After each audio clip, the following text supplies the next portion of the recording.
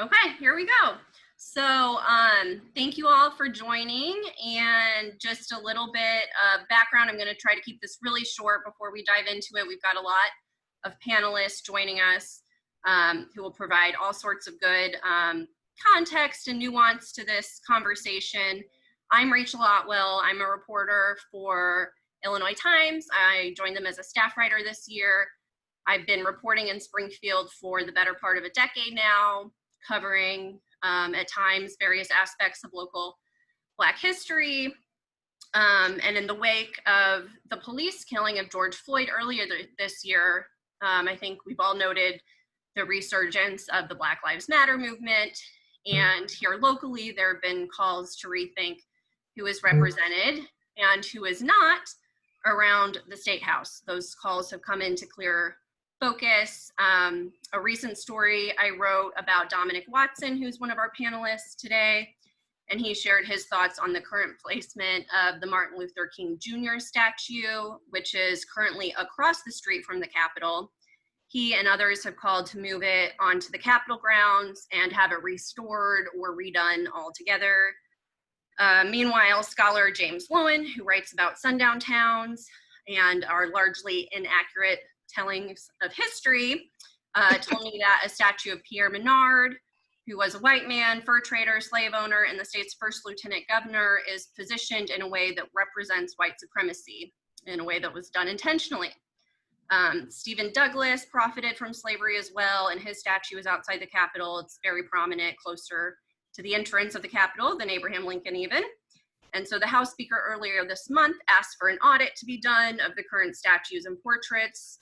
Meanwhile, members of the Black legislative caucuses have said they've been questioning representation and asking for change for several years. So there's a lot to this conversation, and I won't claim that we'll get to it all tonight, but I'm very happy to have local folks here who we're going to hear from now. And then we'll ask questions that have come in through email, and we'll also open it up to public comment. So just housekeeping. If you have a question, you can either type it in the chat and I can ask for you, or if you just ask to be called on, we'll get to you after we hear from our panelists, who I will briefly introduce, and then they're going to share their perspective with us. And that's about it. If you can keep yourself muted when you're not talking, that'll be helpful in terms of being able to hear. I'll be muting myself when I'm not chatting.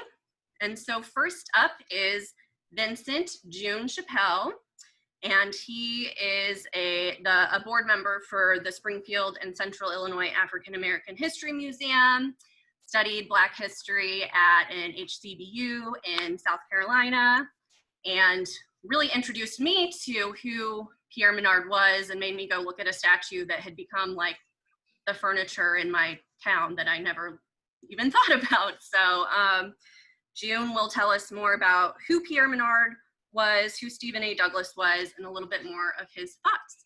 So here we go. Okay. Well, first of all, I hope everybody is doing really good this evening.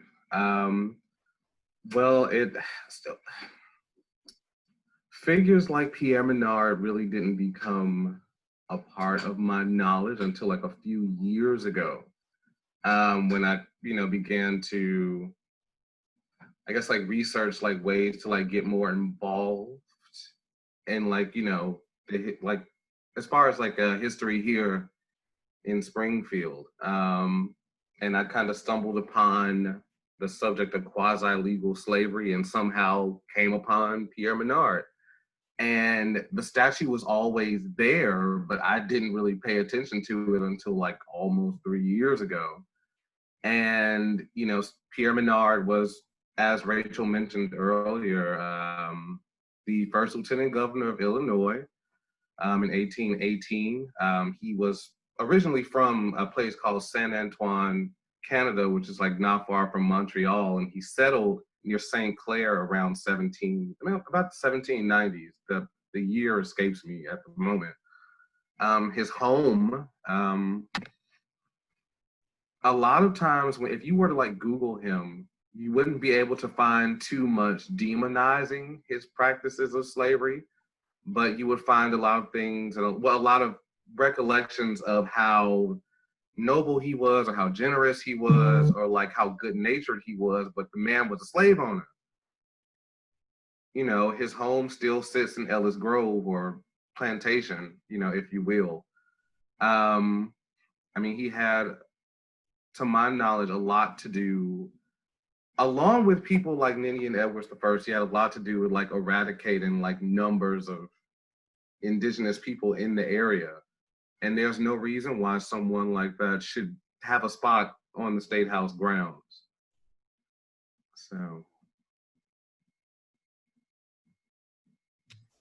All right, thank you, June.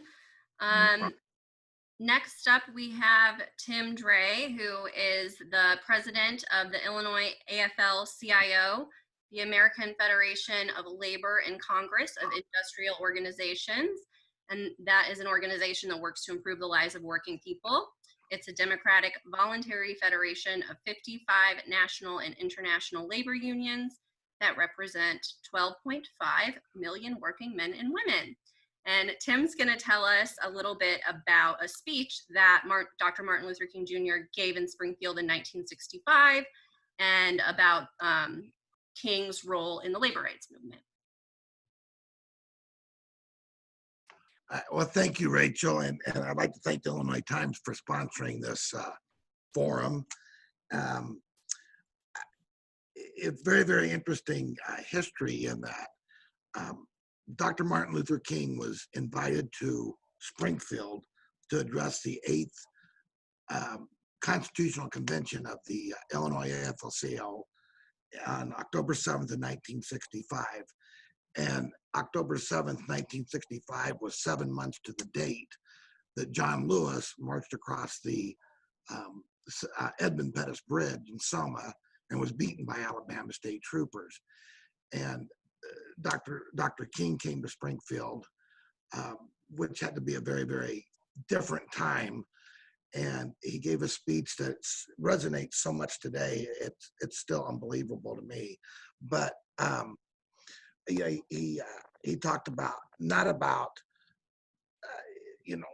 defunding police or doing anything about the police. He talked about we need to march forward together as one people to a moral conscience for to make change in this country.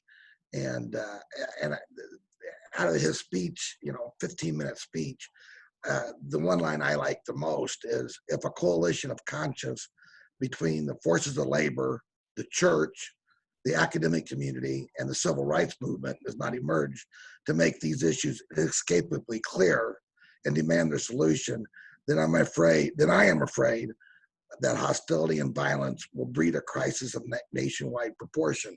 So, Rachel, tonight you have put together a coalition of academics, civil rights, labor, and the church in this to discuss these problems today. And I very much congratulate you for that. Reuben Soderstrom was the president of the AFL-CIO at the time, a man way, way beyond his time. He was actually Jewish, grew up in Streator, and we didn't know about the speech, and at least I didn't know about the speech until his grandson started doing a history and wrote a book, 40 Gavels, because Reuben served 40 years as Illinois AFL-CIO president. And it's just amazing that he had the vision to bring Dr. King to Springfield. And 55 years ago, this is the 55th anniversary of his speech at the Armory. And we just, the visions that he told us then is what we should still be striving for today. It matches exactly what's going on. So one of the things that we did, the Springfield Ballet, which my daughter is very involved in, and the Illinois Symphony Orchestra is looking for a performing arts center. And in the capital bill that the legislature passed last year, there was $100 and some million, $500 million put in the capital bill to redo the Armory. The Armory has fallen in disrepair, and it's a great place. It still has an auditorium, And I was sitting with Senator Andy Menard and the Springfield Ballet and the Symphony Orchestra talking about it. And I just happened to mention that, Dr. King gave a speech there. And I turned to Senator Menard. I said, we should dedicate that somehow. And so Andy said, oh, that's great. Write something up. So we were writing the resolution to honor Dr. King's speech at the Armory. When COVID hit, it got put on the back burner with everything else. And then once we started coming out of the shelter in place, the senator and I got back together and finished the resolution. We would certainly like to make sure that any renovation on the Armory dedicates a portion of it to the idea that, with quotes from Dr. King's speech, so that generations to come will know that he was there. And as far as the statue goes, I'm going to get a little bit off out of my topic here, but steal a little bit of Dominic's time. When I was in the state Senate, I was a staff person. Dominic was there after I was, but Senator Margaret Smith was really a fighter to put a statue of Dr. King on the Statehouse lawn. And in 1995 and 96, the legislature wasn't nearly as progressive as it is today. And it was George Ryan who actually, she was stopped at getting the statue placed on the Statehouse lawn. And George Ryan, who was Secretary of State, actually put it on that corner. And then we did a resolution to call it Freedom Corner, looking at Abraham Lincoln. So sorry, Dominic, but it was, I'd love to see more dedication of, it was quite the move to bring Dr. King to Springfield in 1965 by organized labor. And it's one of the better speeches. If anybody on here would know if there's a recording, we've looked high and low for a video recording. Our conventions are all transcribed, so we made, we reprinted the speech. We can't find the audio or video recording. Nobody had iPhones in their pockets back then. So anyway, thank you very much again for having us. Thank you, Tim. I hope we find that somehow, some way. Next up, we have Reggie Guyton, who is a actor, director, a historical actor, has acted at the Presidential Museum, and also co-founder of the Springfield Black Theatre Alliance. And Reggie is here to share some thoughts with us as well. So thank you.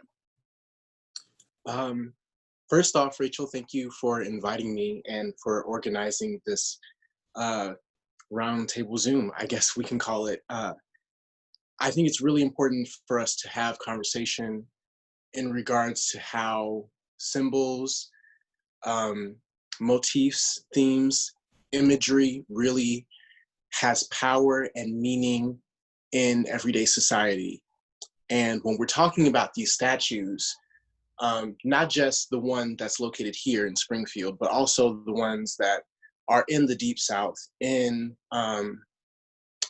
impoverished and disgruntled areas, in places where we often have to wonder how we are being perceived. I think it is important to make sure that we take into account the way that history is portrayed and presented. And when we talk about these statues and these images, the first thing we look at is, okay, who is this that we're talking about? What was their legacy? What was their story? And what is the impact that they had upon the community? Just by talking about the statue of Pierre and even looking at it, you can tell that it is a story of supremacy. It's a story of inequality. It's a story that it upholds a harmful, dangerous ideal where a group of people are lesser than another group of people. And it is, quite frankly, appalling that it looks better than the Martin Luther King statue. I'm just going to be completely real. And I don't want to I don't want to diminish any work that has been done to bring these images to life, but we also have to consider the quality of these images. And I think that is a reflection of how accurate, how intentional we are when we tell these stories. So when we place precedent over images, when we give you know what I'm trying to say. When we give priority to these images that uphold these standards, we are saying that, you know, this is a status quo that we're fine with. This is something that we can look in the eye every day, or, you know, even pass by and have no hard feelings towards. And that's wrong. Like, I really do think that it's another scenario of, you know, being silent and complicit and allowing things to just be as they are. And I think that in the future, not only should we be more intentional about the imagery and the placement and the content, but also the delivery, the dedication, the work around it. Are we upholding monuments and creating these spaces for pseudo worship after legacies have just come and gone? Or are we making it a continuous, ongoing ideal that continues to be in motion, that continues to happen every day, not just one day out of a year, not just a month or a movement, but a lasting legacy? I rambled a lot, so I'm gonna just close and say thank you again. Of course, thank you so much for being here. Really appreciate it. And so now we're going to hear from Robert Moore, who is a retired United States Marshal, police community relation consultant, and curator of the National Black Marshal Traveling Exhibit. And in 1992, he was a community organizer in getting the location of the Martin Luther King Jr. statue moved, because it's already had some movement in its life. So he'll tell us more about that initial fight and hopefully share some further thoughts on where things stand now. So thank you, Mr. Moore.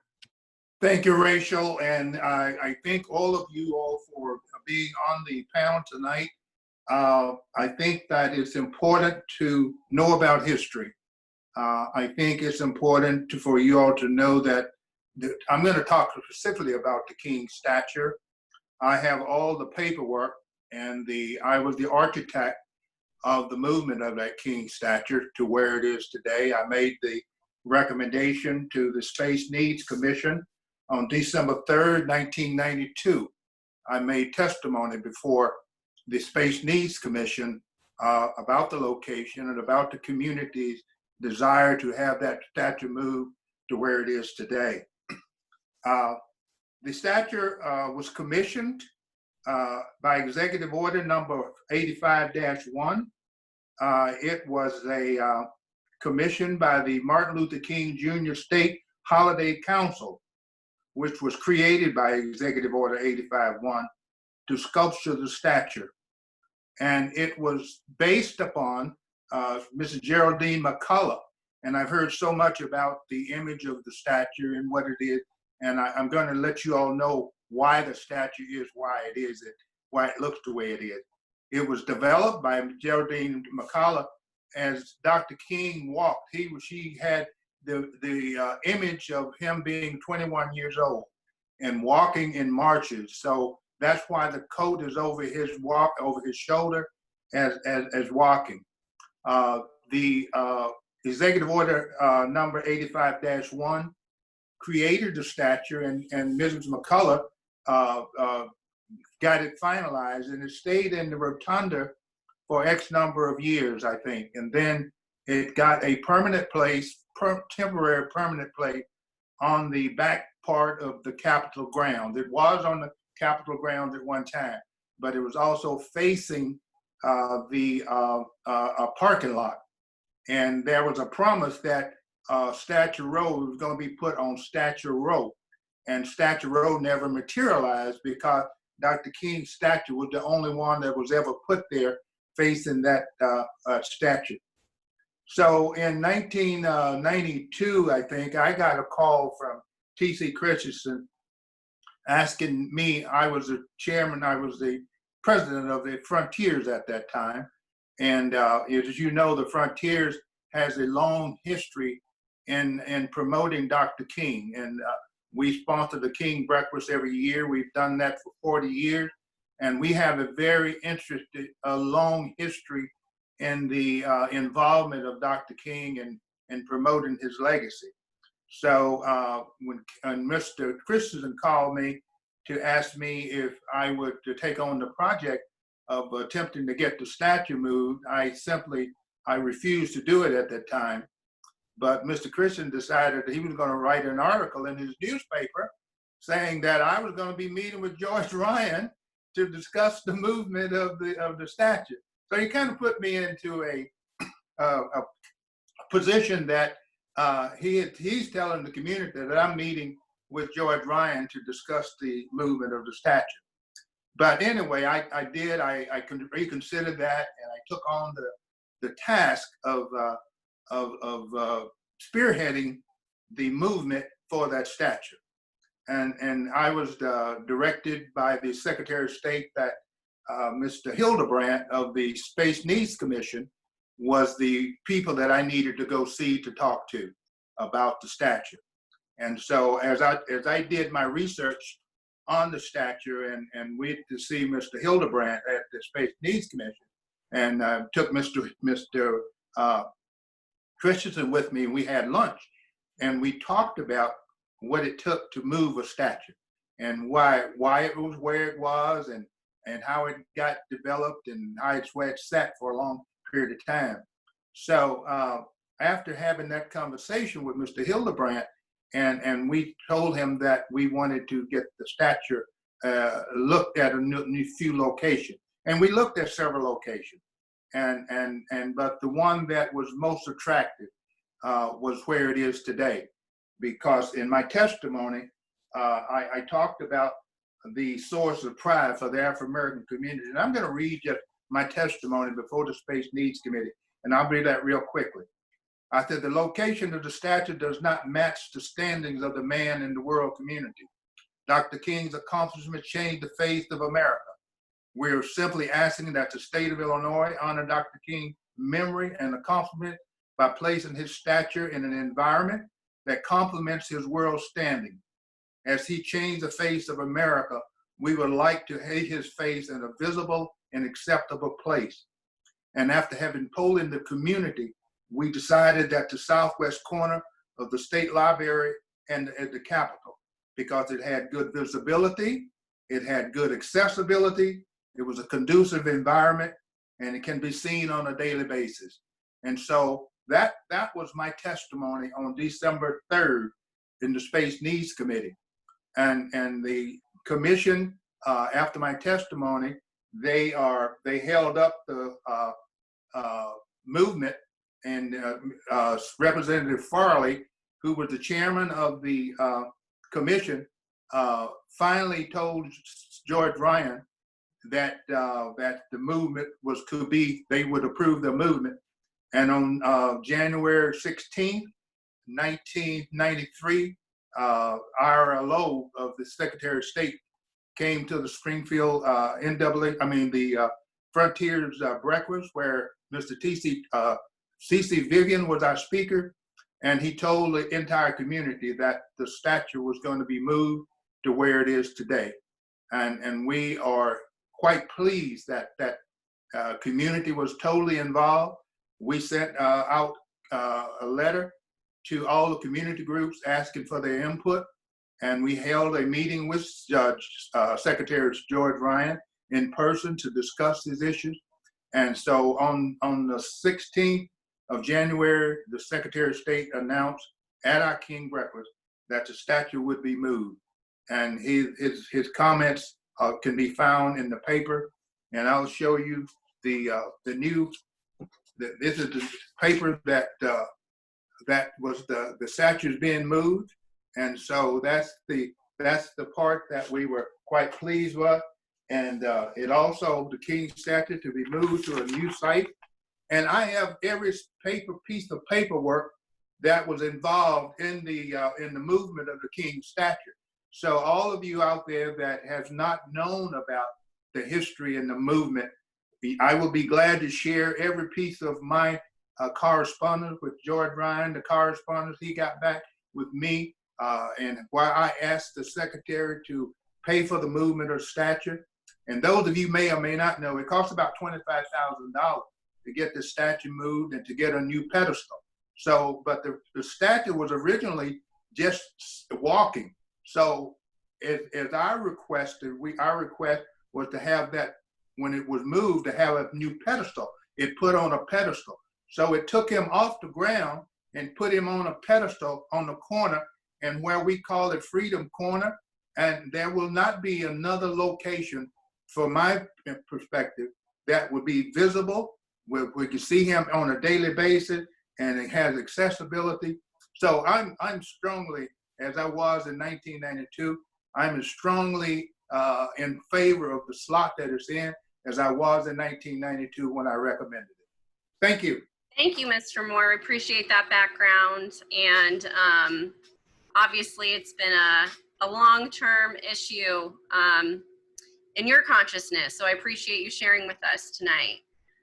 Now we're going to hear from Tiffani Saunders, who is an instructor of sociology and African American studies at the University of Illinois, Springfield. I have a lot here in your bio. Very accomplished, suffice to say.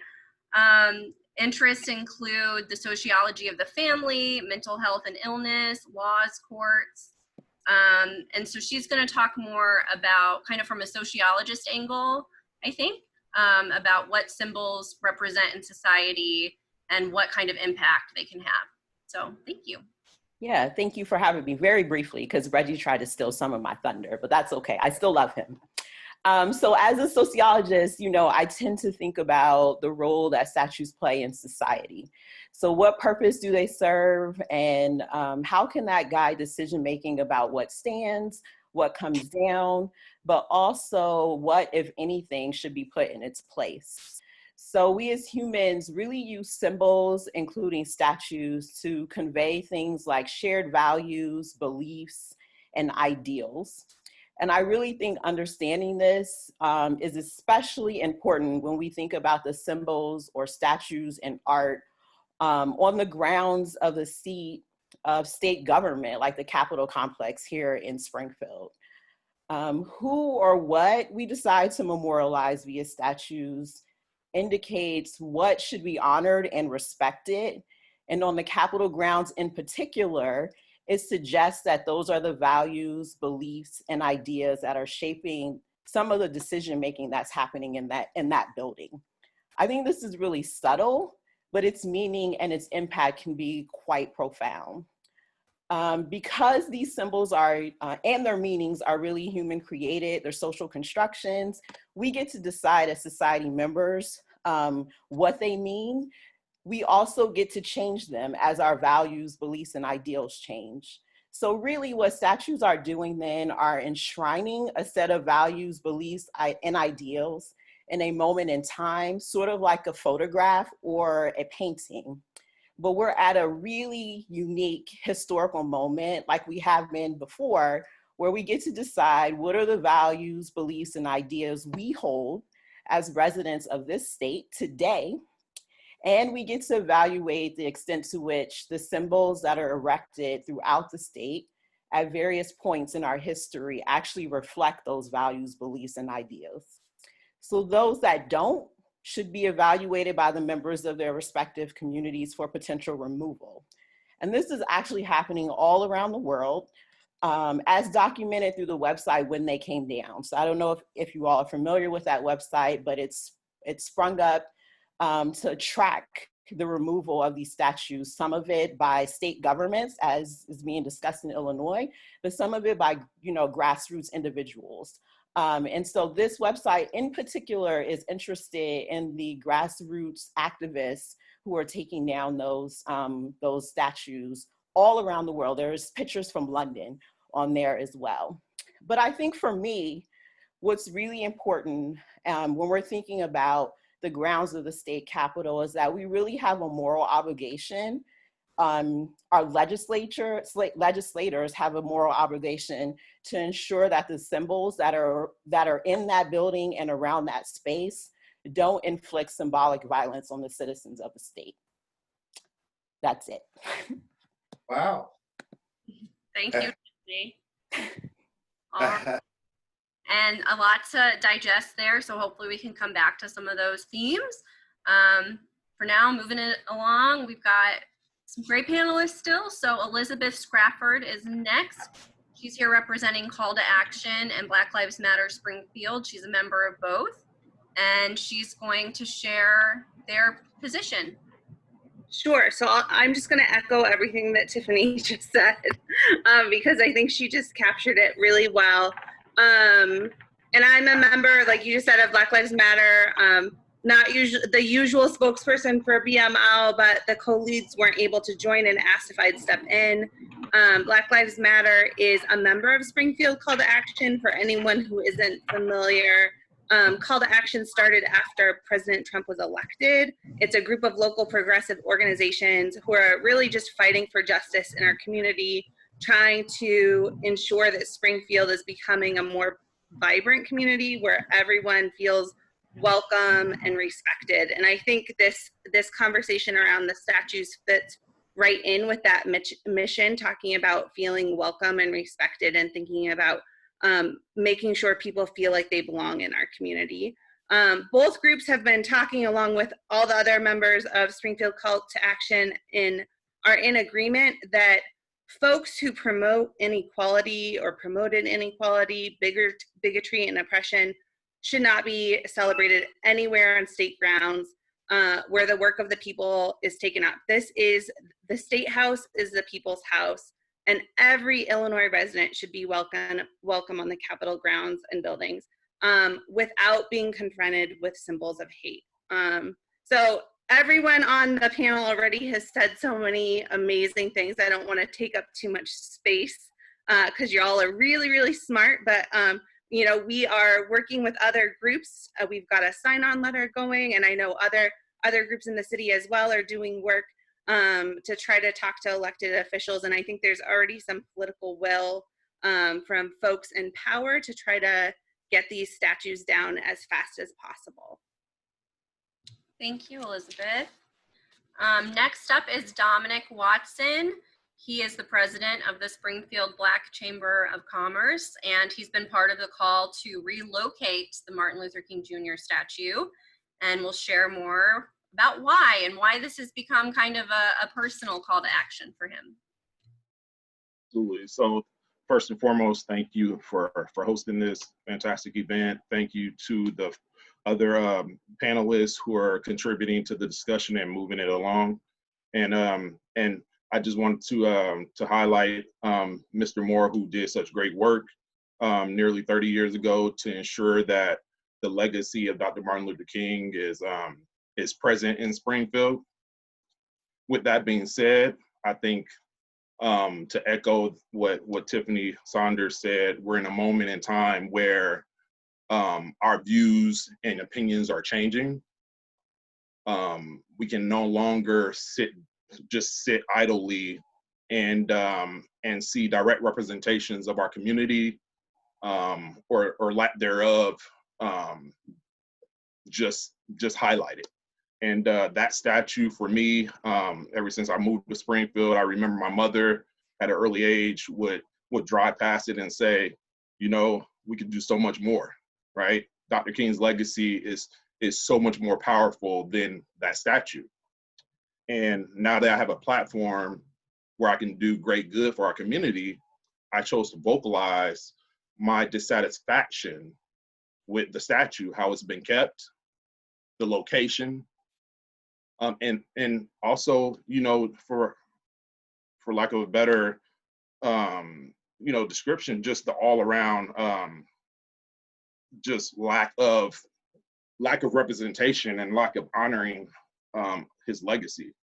And, you know, you may think, well, what is a president of a Black Chamber of Commerce or a Chamber of Commerce, where do they come in and playing a role in this? But I think history tells us that Black business owners have historically funded movements in the past, and they directly fund activism efforts in the past. And I'm using this platform as president, along with the assistance of my board, to sound the alarm on this. And I think we're in a different age, we're in a different time, and we need to do better.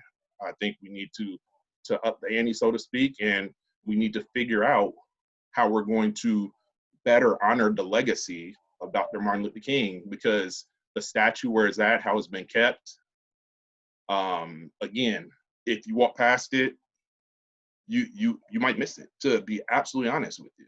I talked with peers who didn't know it was there until the march that took place shortly before Juneteenth. And that's a problem. That's an absolute problem. You know, so we have to pressure the state, we have to pressure the local level to push this conversation. And ultimately, if the statue doesn't move, but it's better kept, I know there's interested parties, there's local business owners who have agreed to volunteer their time and efforts to beautify the statue. I think that collectively as a community, we would be okay with that. But again, all conversations start, in my personal opinion, and the opinion of quite a few others, with the MLK statue. Thank you. Appreciate it, Dominic. Now we have Sarah Webb, who is a professor of English at UIS. She holds a doctorate in English from Louisiana State University, and she also runs the website and social initiative Colorism Healing to, quote, raise critical awareness, promote healing, and find solutions to colorism through creative and critical work. And just a plug, that's colorismhealing.com. And so she's going to talk to us about the importance of representation. I'll leave it at that and just let you dive in. Thank you. You're still muted. All right, yes, thank you for inviting me on this panel. Full transparency, I haven't lived in Springfield for 2 years yet. It'll be 2 years on August 8th. So I'm a relatively new transplant to town, but I think that perspective actually has helped me to think about the city in some critical ways. So again, I would like to second everything that's already been said by these panelists. And so in thinking about the statues, I kind of want to zoom out a little bit. And so I love the mix of the panelists that you chose, Rachel, because we have people who can get into the details of the history about specific statues and that kind of thing.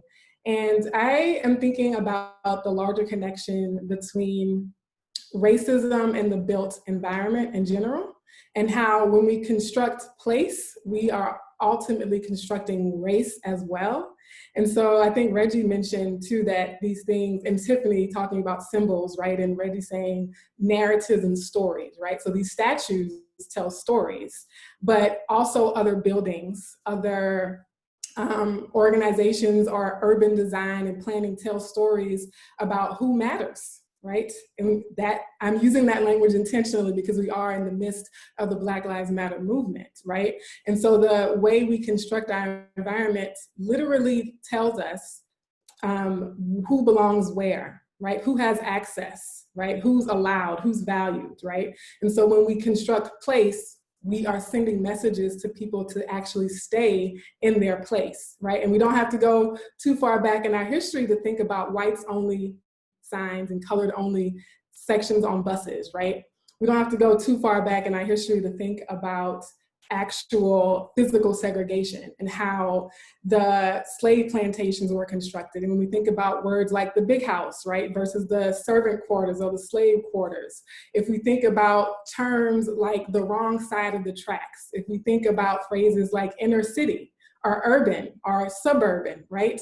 As I'm saying these terms, all of you have images or associations in your mind with who belongs in which of those spaces, right? And so I think, you know, the symbolic representation and the storytelling of not only the statues, but the environment around these statues, right? So I'm really encouraging all of us to think about Springfield and our respective neighborhoods and communities and streets on a larger scale, and how we can use this opportunity to start to unpack more deeply and more broadly the way that race is mapped onto the physical environment, right? And more to the point, in Springfield, when I say West Side versus East Side, I think all of us living here know that that's a racialized term, right? So we use words that are associated with place, but they're euphemisms for really a lot of times racial situations.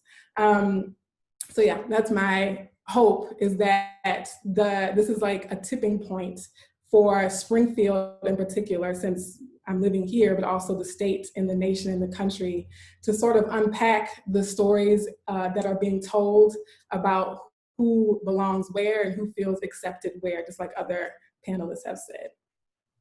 Thank you so much. Our final panelist for the night is forthcoming, so I'll just say now again, if you want to be cool like Buff, who just sent in a comment, please do. You can either say, call on me, or just type out your question and I can ask it on your behalf.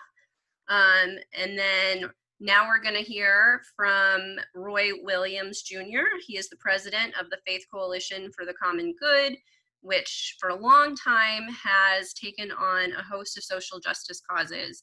And so I'm excited to hear what might be in the works in terms of activism, which is what you all do so well. So here's Roy Williams. Yes, ma'am. Thank you, and good evening to everybody. I would say that this issue of the statues has reached the Faith Coalition's board, and the board has had a round like you guys are doing now with this. And I would say, without repeating everything most of us have said on this call, that there's a general strong support for removal and changing things around to keep up with the times and where we are at today. But the thing I haven't heard yet that I think is so important that was raised at the board meeting was the component of education. We have to have an education piece tied to this, and this came up with me sharing with them when I worked in the building for 4 years at the Capitol, and would watch the senators or the rep run down to meet their groups as they would take the tours, and you would hear the stories, and they point at the statues and tell the kids who's who and why. Nobody never mentioned nobody was a slave owner or any of those kind of things. They would only say the good things. They were a lieutenant governor, or they were this and that, and on and on. So I say all this to say, if we keep whatever happens, whatever statue gets moved, whatever statue comes down, we have to educate the kids on why it was there in the first place. What's the reason why it's coming down? Because these are the general questions you'll hear the school kids ask if they're aware that something else used to be there or whatever, until enough time has went by when it's just natural and they don't know another statue was there first. So if we tie an education component to whatever happens, I think this would just go over well and be fine. But I think we owe it to the kids to share with them what we're talking about on the phone, that was a time then, this is a time now. Maybe we would say they were products of what was going on during their period of time when they lived, and we are changing things to update to where we are at today and now, and keeping up with what's going on with the rest of the country and the world for that part. So that's the only thing I haven't heard yet, was things like what is going to go into places of some of the ones that come down, and an education piece, because that's going to be so critical. Because just taking a statue down will not erase what happened and what took place. But if we put an education piece in there, now we're teaching. We're telling, yeah, this is what happened, this is why, and now this is where we're at today. And we could show the progress. In most people's mind, it would be progress, and why things have changed. But I don't think we should just take them down without adding the education piece. And I won't repeat a lot of stuff I heard. I'm in agreement. I think my board is in agreement. Thank you, Rachel, for organizing this. Thank you so much for joining us. Okay, so I'm gonna go a little loosey-goosey here, I guess, and pose my first question to an unofficial panelist who has joined us, Miss Catherine Harris. former director of library services at the Abraham Lincoln Presidential Library and Museum, and former president of the Abraham Lincoln Association, and all around local historian go-to person. So thanks for joining us. And this question is, I think, kind of echoing a sentiment that I've heard from you, Catherine, and even from Roy just now. Why can't informational plaques be placed by statues that explain both the positive and the negative aspects of the person for true historical accuracy? Historical groups could do that work. That was a question posed and one I've heard multiple times now. So I'm wondering what your thoughts on that as an option would be. Make sure you're unmuted, please. Catherine, you're almost okay. All right. Thank you, Rachel, for organizing this tonight. And I don't know that there is any reason as to why they could not have informational placards or plaques located near those statues. I don't know what the rules are for being on the grounds of the Capitol. I suppose we would have to get permission from whoever is responsible, who is the Secretary of State, who is responsible for those buildings and the Capitol complex. But it would certainly be a good thing to tell both sides of the story, because there are two sides to the story. But what most people don't know is that he was a slaveholder. Most people probably had no idea that a founding father, so to speak, of the state of Illinois owned slaves, because theoretically, Illinois was a, quote, free state. But we know that was not true, because there was the indenture system, and there are folks who were indentured for 99 years, so that's just the same as slavery. It's just slavery by another name, in my opinion. And so I think that people need to be made aware. And at this point in time, as folks have talked about, we are at a moment, and I think we need to strike while the fire is hot so that we can get that information out there, because it is important that people know that. Another thing that comes to my mind is that the victor always gets to tell the story. You never hear, not never, except for the lost cause. You hardly ever hear the other side. But I think at this particular time, it's time for us to step up and make our wishes known, that if the statue is to be there, there needs to be some information about who that person really was. And that's what I have to say. Okay. Thank you. Appreciate it. You're welcome. Tiffany's raising her hand. Please weigh in, please. Yeah, I just wanted to say, I mean, I definitely agree with the last point, is that, and I said this already in my comments, that I think that this is really up to the people of the community, maybe the people of the state, to decide. And I'm of the opinion that if the people say that it's hurtful, then it needs to come down, right? This is the same thing that, I'm from Maryland. I grew up watching the Washington Redskins, and as we know, they just went through a name change after years, many years of Native Americans asking for that change. So what I would like to see is that if the consensus is we want this change, that we're not waiting many years, right? So Native Americans have said for a long time, this is violent towards us. The name Redskin is not an accurate representation of who we are as a people. And ultimately, I think that that's what many people are saying about some of these statues as well, that they are violent to some of us, and they're not an accurate representation of who we are as citizens in the state of Illinois, right? Or that some of these statues are actually, as I said in my statement, a source of symbolic violence. A lot of statues were built on the premise of white supremacy and colonization. I think it's important that we remember that sort of history of a lot of statues as well. So I'm just of the position strongly that we don't wait 30 plus years to make some of those changes happen. So I think there is a two sides to the story, but if your side is still providing a lot of hurt, then perhaps it's better to tell the story without having the symbols also be there. Thank you. And it looks like Eric Kreveston wanted to weigh in on this. And Eric, please feel free. And if you could briefly introduce yourself, that would be great. Tell us a little bit about yourself. Yeah, can you hear me? All right. My name is Eric Kreveston. I own and operate Springfield Monument here in town. I reached out to you tonight just because I think there needs to be a change. I can remember being 12 years old, driving by the monument, the statue of Martin Luther King. I remember my grandma saying it looks so, I don't remember her exact words, but it just looks so, I don't know. It doesn't seem like a great representation of who the man was. There needs to be a lot of care done to the stone. I reached out to Dominic a little while back and offered my services to bring it back to life, if you will.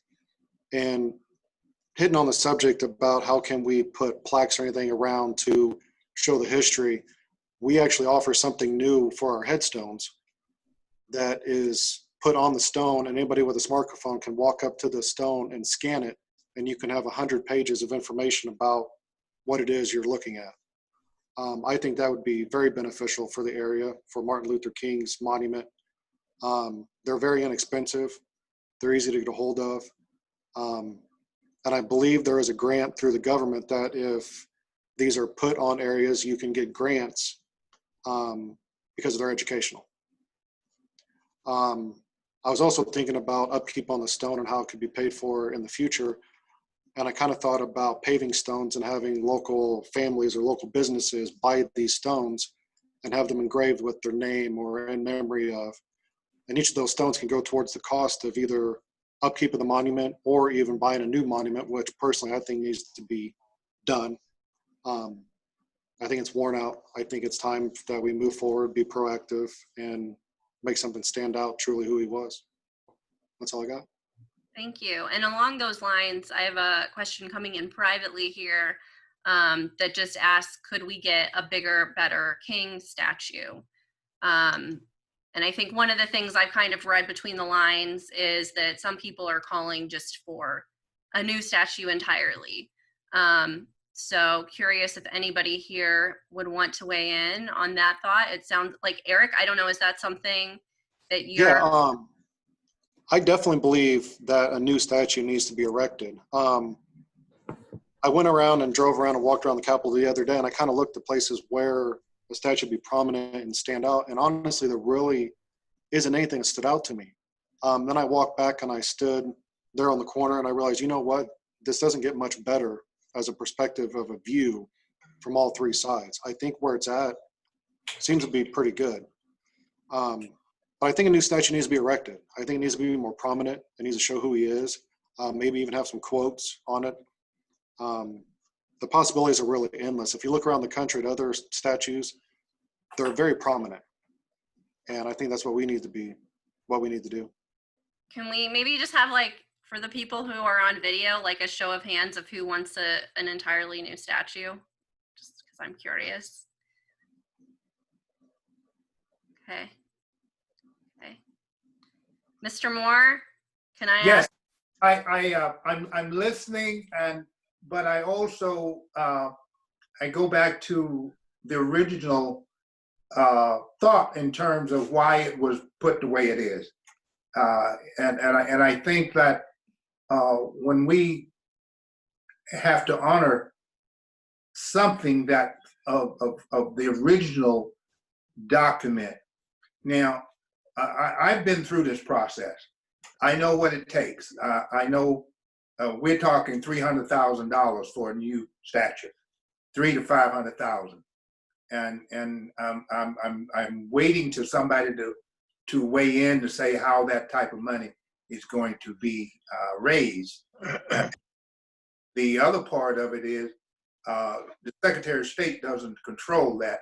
The Space Needs Committee, Space Needs Group, you have to get all their statues approved through the Space Needs Commission. And so those are the processes. Now, I'm not opposed to upgrading the stature. I'm not opposed to that at all. If someone wants to take the lead and come up with the $300,000 to $500,000 that the statute is going to cost to do that, but I just heard the gentleman say that there's not a better location. You're not going to get a better location than what you've got the statue at this present time. Now, there's some other proposals that I see you, but there's some other proposals coming from the Black legislature. They want President Obama up there where Menard statue is. Now, just imagine if Obama gets there, and then you have President Lincoln where he is, and you have Martin Luther King where he is. You have a straight line of icons going into the state capitol, and everybody has to see that on a daily basis. Thank you. And Sarah, do you have your hand up? Yes. I was going to comment on the option to put up plaques on existing structures. And in my opinion, that the plaques are not enough, right? But that the actual statues have to be changed. A couple of reasons. One, the statue itself is what is going to be visible in a larger radius, right? And so if I'm walking by to work, I don't see a plaque. I see Menard and the native person kneeling at his feet, right? And so I don't think plaques are enough, but I do think plaques should be part of the conversation and part of the projects when we are rethinking what statues do go up, definitely have plaques. And for the idea that we need to tell both sides of the story, I don't think a plaque on the existing statue actually does that, because the imagery, right? If we think about illustrations in the children, but the imagery is still sending a message that is counter to what any plaque is going to say. So we don't want to underestimate the power, the real power of the visual image, right? In terms of creating narratives and telling stories. So I think yes to plaques and text and education, but I think the imagery needs to also represent the values we're espousing. Thank you. Yeah, like I said, I had walked by the Pierre Menard statue, I don't even know how many times, without looking at it or thinking about it. So I can't say that I would have gone and read a plaque if there had been one there. So hear what you're saying there.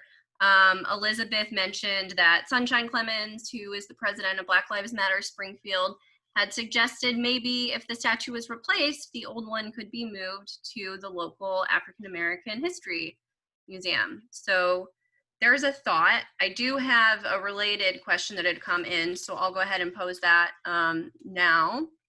Is it possible to use state-owned property to establish a statue and monument garden where statues go to be on display along with their historical significance at the time and why they are now in the garden? I guess like a garden for banished statues, which I'm pretty sure this is a thing James Lowen talks about a lot in terms of where flagrantly Confederate statues should go, that they should just go together and be where people can visit them, under the assumption that these were created to uphold white supremacy. So I digress. Does anybody have an idea, thoughts about, where these things should go? Buff? I've sent in my comment by chat, but I'll voice it now. I moved to Springfield in 1993, and I have never ever been in the Armory building. I've heard so many stories about what a wonderful place it is. And I do so want to see it totally, completely restored. And if Dr. King spoke there, what a wonderful place for that minute little statue we have of him to be right at the entry door. And then have a much larger statue of him on the Capitol grounds. By the same token, I do agree with the comment I heard earlier that it would be very appropriate to have a statue of President Obama on the Capitol grounds. I'm also reminded of the fact that Frederick Douglass spoke at the Capitol when the Capitol was the old state Capitol. And I think it would be extremely good to have a statue of Frederick Douglass located at the old state capitol. Thank you. Yes, and we, Pat Langley, I will call on you now. Thanks, Beth. Oh, and you're muted, Pat. Couple of comments. In Amsterdam museums, they do an incredible job of acknowledging the way in which they plundered and exploited and colonized lots of places. And you see in the museums tell a history that is very different from the kind of history we learn in the United States. It's much more nuanced, and it tells, if you want to call it both sides, I don't think of it as both sides. I think there are multiple sides, but you learn a lot about their exploitation as colonizers in their museums. It's quite educational. That's not a kind of history that we tell in the United States. We don't tell it in school. We don't tell it on statue. I mean, we just don't tell it. My view is that statues are an honoring. And the question is, what kind of people do we want to honor? And nobody's perfect. I get it. And there's different times. I get it. But there were people in slavery who understood that it was wrong. And there were a lot of people who understood it was wrong. And so, you know, do we want to honor people like this? I was also thinking about some of the statues or some of the monuments that is the fellow in Peoria, the artist, is it Percy? Preston Jackson. What's his name? Preston Jackson. Preston. I was thinking Percy, but it's Preston. Preston Jackson has some incredible statues of Martin Luther King that he's been commissioned to do. They're just magnificent. And he's a local Peoria person, and he's been to UIS a number of times, giving lectures and doing local things. So someone like that would be great. It seems to me that the community could raise the money. The larger community could raise the money. In a town of over 100,000 people, I think that's an achievable thing. The other thing I would just say is that plaques are kind of small in comparison to statues. And it's, so the narrative really is, this is somebody we honor. Whatever the plaque says, this is someone we're honoring. And that is the big question. Do we want to honor those kind of people who enslave people? Thank you. And so in the time we have left, I want to make sure we get to Heather Dell has been weighing in with thoughts about maybe even adding a woman of note, maybe Ida B. Wells.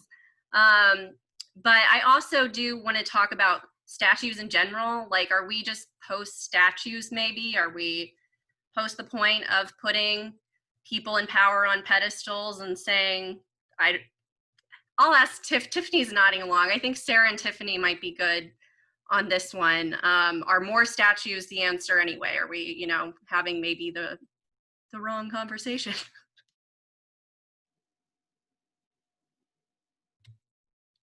Tiffany, want to go? Sarah, either of you? I'll jump in. Tiffany, do you want to go? Okay, I'll jump in. Actually, Rachel, I love that you asked that question. Right as you were asking that question, Lynn posted in the comments honoring movements as well as individuals, right? So I do think it's a worthy conversation about if there's something physical that we are putting in the place of the statues, right? Does it have to be an individual's likeness, the likeness of an individual person, right?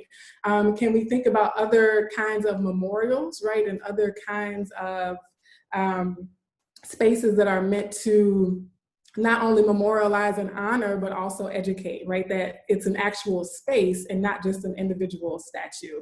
And I also think the idea of being post-statue, right, is sort of not putting resting power in the hands of individuals, but how can we in our current time, in the current moment that everyone's been talking about, look at the community, right? And the future that lives here in the community, right? And I like the gentleman, Roy, who talked about education, right? And thinking about what replaces these statues being opportunities and spaces for particularly the disenfranchised people in Springfield, right? Particularly Black and brown children, right? To learn from history, but also to see themselves as agents of change for the future. Yeah, I was just gonna say, from my standpoint, and I know this will rub some people the wrong way, I don't think we put a single thing there if it gets taken down. I think having that empty space sends a very profound message about, a very profound message and an opportunity to educate. So there was something there, right? So just replacing it says, now you have to say what's there and also what used to be there. There's this extra layer of education that's totally legitimate. But I think think about the impact of walking up to the empty space that is there. How that sort of can spark emotional feelings in a person, make someone want to ask questions, even because, you know, one of the comments was, it'll be like a few generations before people forget that this was even there, and then this new whatever gets replaced or gets placed there becomes the normal. But if you leave the space empty, it never gets forgotten. It's always remembered. It's always something that you can talk about as something that used to be there. It's always something that can be a point of education and conversation. So I think this notion that if you tear something down, you have to put something else in its place is an outdated idea. That's just my perspective. I know it's controversial. I know some people won't agree with it, but I think that that's also a point of conversation, something else that, you know, the community could really spend some time talking about as well. Appreciate you both. Reggie, I will get to you next with your polite hand up. Anne has been holding her hand up as well. So Anne, if you could just introduce yourself briefly and whatever you have to say, let us have it. Sorry, I had to unmute. I'm with the Sangamon Experience at UIS, and one of the key things that we focus on is the local community and how beautifully diverse we are as a community here in the Sangamon County area, which, by the way, next year is our 200th anniversary as a county. And Sarah, I loved exactly what you were saying there is, you know, making sure that all are represented and make sure that education is a part of that. One of the rough spots that COVID has created for the historical and museum community is 1/3 of museums are fading away because of cost and keeping staff and keeping the momentum going. And so I think really it comes down to the K through 12 indoctrinating our students or telling them about Illinois history, because a lot of times local history gets pushed out. And so people don't even know who Menard is in the first place. The first thing they see is Menard and a kneeling Indian. They have no idea that he had 2 wives, multiple children, founded the state of Illinois. He did, like most politicians, he did some good things, but he mostly did a lot of bad things. And so what's interesting is most K through 12 students who would walk through the old state capitol, their only idea of Menard is the statue itself and whatever the tour guide is going to give you. And a lot of times those are written scripts that are given to interpreters that they're supposed to recite verbatim. They're not allowed to change the narrative. And that's been a strict rule at a lot of historic sites. Luckily, with the old state capitol, you are encouraged to do research and you are encouraged to make the tour a bit of an upgrade every time you give it, because you're always getting new information and you're always finding new things about these key individuals that grace the hallowed halls of the Statehouse. One thing that I will say, I'm sorry, I'm talking way too much, but one thing that really bothers me about the Statehouse is the lack of diversity within its statues and also the history that is told. There are next to no women represented. I know right now we're focusing about some of the white individuals and Martin Luther King, but I think it's very important for us to also not lose sight of the fact that Illinois has a rich history. We do have members from all different backgrounds, ethnicities, sex, that have made an impact and were actual citizens of this state. And I think that we should not forget those people. A lot of times we like to focus on the people who made big change and are in the big history books that we hear about. But again, we forget about our citizens and the impact that they had. And I think whatever happens to the statues, whether they stay up, take down, get replaced, do not get replaced, that we don't forget our Illinois citizens in the process of this and get lost in the great man mentality. And those are just my personal thoughts on this whole statue issue. Thank you, Anne. I appreciate you. Reggie, do you still have follow-up thoughts you'd like to share? I'll make it brief. I totally agree with not only Sarah and Tiffani, but also Anne in just what she just mentioned. And the idea of absence creating this sort of emotional reaction, but also the circumstance for you to do your own research is really profound. But I also wanted to comment on the idea of putting these statues that we remove somewhere else. It just, to me, becomes another issue because now we're just displacing it. You know, we're not doing anything to equalize or bring equity to groups that have been affected by this image or this message that has been given off, but in a sense, we're creating another vacuum where that can exist in another place and say, oh, well, these are participation trophies now, as some people like to refer them to. And I'm not sure that that's the best route to go. I definitely agree that we need to diversify the perspective and the stories that we tell. It should not just be a white or a black or a cisgendered male sort of situation.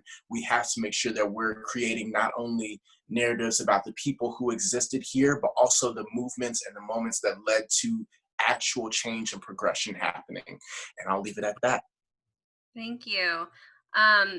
Someone whose name, username at least starts with Nero has been weighing in about memorials one in Berlin in particular, saying that it's used to raise public awareness and is done in a historically accurate way that commemorates the entirety of what happened, I'm assuming. But if you would want to share more about your perspective, please feel free. Hi, sure. Can you guys hear me? Yep. Yeah, when I went in Berlin to the Holocaust Memorial, there's a definite use of one architecture, environment to create a definite atmosphere of emotion that you feel. There's grievance when you walk in there. You don't walk in like, oh, it's just a statue on the street. You walk in there knowing, because the whole environment and the way it's created is created to reflect that nature of what happened. And so I find, the gentleman who commented about getting rid of the statues, I want to say that it is important that we keep those statues in the sense of, and put them where in a group of the bad guys did this, because we need to know truthfully, like Pat said, in Amsterdam, it is, you know, Europe just represents its history very accurately, as opposed to in America. And I find that memorials in America tend to be very one-sided. And I find in a lot of other progressive countries, they tend to be very vulnerable. And I find that a patriarchal structure doesn't allow for vulnerability. Thank you for dropping that knowledge. I appreciate that. Thank you. And what's your name? It's Niroshan. Niroshan. Thank you. You live in Springfield? Yes, I do, yeah. Okay, awesome. Thanks for joining us tonight. This has been great. Does anybody have a hand up before maybe I can get to a couple other things in the comments? Mr. Moore? During 1982, we were told that only citizens of Illinois could be on the state capitol grounds. And I'm not sure if that was a truism, but we took it as faith that it was. So in looking at the location for the King's statue, since he was not born in Illinois, and I don't know if that is the case at this point, but that's something that we have to know before we start talking about who goes on the state capitol. So if it's only for citizens of Illinois, you know, that's another thing. But I think that I want to comment on the gentleman from the monument that made the proposal that cleaning up the statue, and I would work with them to do that because I know who is responsible for upkeeping that statue. The Secretary of State's office, the Archives office, is responsible for that, and if they've allowed it to come into disrepair, that's where we should start to and it will take a while. No matter what happened, some architectural drawings going to have to be done. If the entire you know, structure on the state capitol, layouts and all that, and that's going to take quite a while to do that if that's going. But if we want to clean up the statue where it is right now, that's a quick project, and I'll be glad to work with anybody that wants to get that done. All right. And Jim Dixon is telling us you can always make them change the rules. So there's that, I guess. Right. And so, but speaking of rules, so Ida B. Wells is being mentioned. She was born in Chicago in 1931. Thank you, Google. But as a journalist, I'm biased. She was an investigative reporter who was covering lynchings in a way that others weren't, and taking on a great deal of risk in presenting news accurately. It was a risky business at the time, especially for her as a Black woman. So that's one name I've seen floated multiple times, including here, in terms of representation that could be around the Statehouse. So does anybody else want to, I know Heather, you've been weighing in the chat. Would you want to talk about your point of view on that? I'll just unmute. I assume you can hear me at this point. I'm not going to show up personally. I'm just not together right today yet. But I love the idea of movements. And a number of people have sort of talked about the idea that actual social change happens collectively. That's been sort of an undercurrent in some of the chat. And I would love to see some movements. Like Ida B. Wells made incredible change, but she didn't do it by herself. She actually shamed the hell out of us by going to Britain and saying, here's what strange fruit is. But I mean, I would love to see some more recent stuff too. But I'd like to see people think beyond Martin Luther King. I feel like our children hear about Martin Luther King, and in point of fact, he was somebody who kind of, maybe not obviously as extreme as Menard, and all of us are a mix, but there are ways in which he settled on a number of occasions. And we have some diversity within the Black community that I'd like to see represented, or at least it would make me happy to see that. And so in some ways, that's why something that presented a number of different perspectives would be outstanding. I'd also like to see some of this moved beyond the Statehouse. I mean, I know it's a tourist location and a place of pride for many, but I'd like to see people have something put up in various communities that are underrepresented and undervisited. And so, but that's something to think about. But in terms of the civil rights movement, in terms of Black power, in terms of Black Lives Matter, there's a lot of connections to be made. But different perspectives within a monument would be welcome. Martin Luther King was, pretty much seen as minister royalty from Atlanta. He was quite middle class. We have other folks who had diverse perspectives and also diverse backgrounds. So anyway, I'd also really like to see people continue to really think through what diversity looks like in terms of the intersections of gender and race, and also perspective. Did Malcolm X ever come through here? Let's not suppress the voices that still make many of us uncomfortable still. I wish James Baldwin had been born right down the street, frankly. He's incredible. So, but. Thank you, Heather. I stand corrected for the record. I am sad to admit, but I made a mistake, and Ida B. Wells was not born in Chicago. She died there. So record stands corrected now. Ramona, I think, is raising a hand. Please unmute and join us in conversation if you can. Hello. I'm Ramona Linda Von Berg, and I'm a licensed clinical social worker. I'm also Latina, and I'm from Montgomery County, but currently a resident of Springfield. And I just had a couple of comments. I can remember I was one of the very few minorities in an all-Caucasian school environment. And I can remember making the bus trips. It was a really, really big deal. We were like, it was like a trip to Chicago or New York, because I was from Taylor Springs, which is technically a village.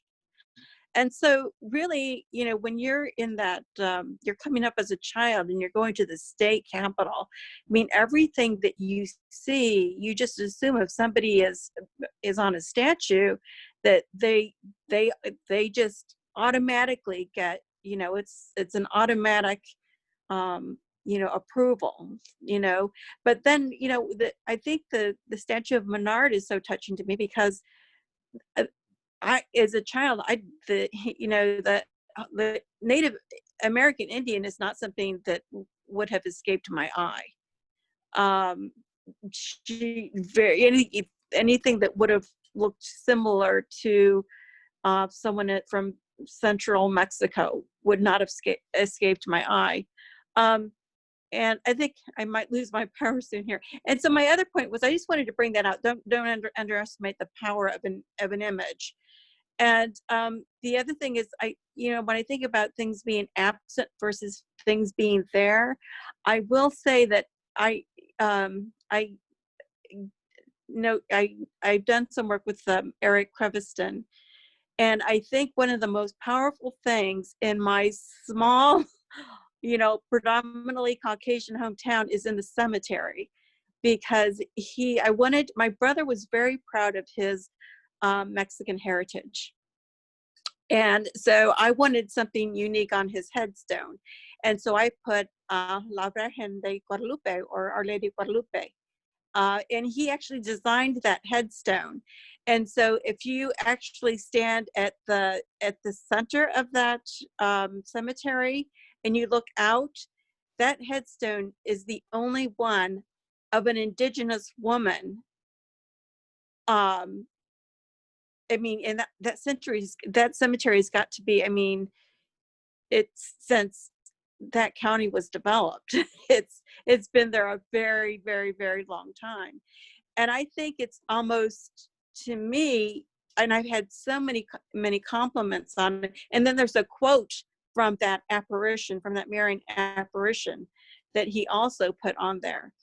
And so it's so easy to nowadays take a snapshot of a picture and go to Google and search it and find it, and to also do that with the quote.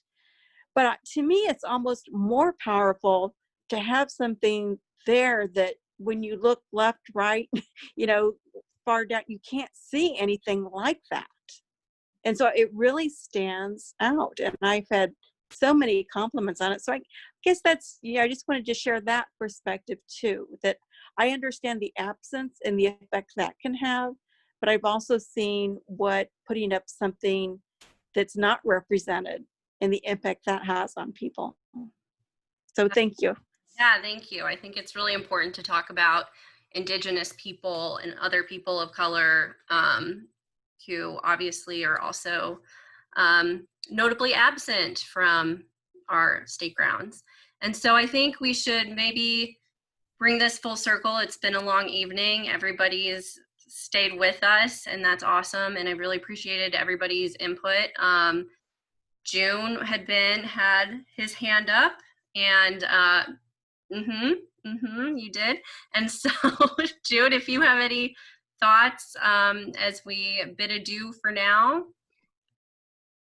Oh, okay. Well, I just wanted to kind of just go back for a moment. I tend to have a little bit more to say when I'm in person. For some reason, when it comes to things like this, I get very nervous. So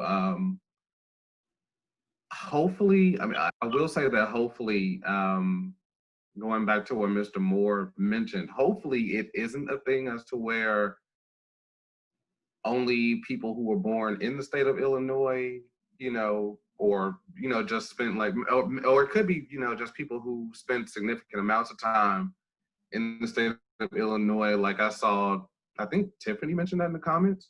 Because honestly, like I mentioned before, Pierre Menard was not born here. And to my knowledge, Stephen Douglas was born in Vermont. And he came here to Illinois when he was about 20 years old. So hopefully that isn't the issue.